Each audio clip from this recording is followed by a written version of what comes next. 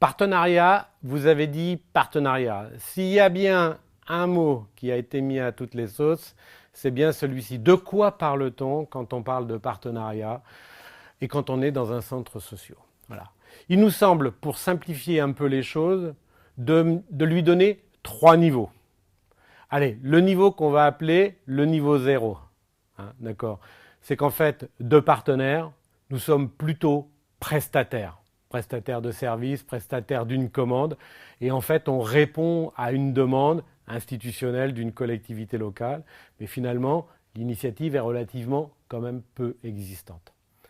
Un niveau qu'on pourrait qualifier un niveau 1. On développe des projets. Il y a d'autres projets qui sont développés par d'autres sur le terrain. Il y a une cohabitation, on peut partager, il peut y avoir des moyens qui sont effectivement affectés à, mais chacun vit sa vie ou fait en sorte de faire que sa compétence et ce qu'il a à faire soient à peu près posés et respectés. Et puis, un niveau 2 du partenariat, c'est celui qui serait celui de la coopération. C'est-à-dire comment on évalue un enjeu ensemble. On appelle ça dans notre jargon un diagnostic partagé, c'est-à-dire est-ce que le regard qu'on porte sur la situation, sur le problème, sur l'envie, est-ce qu'il est le même, oui ou non? Est-ce qu'on peut développer des actions ensemble sur ces actions-là?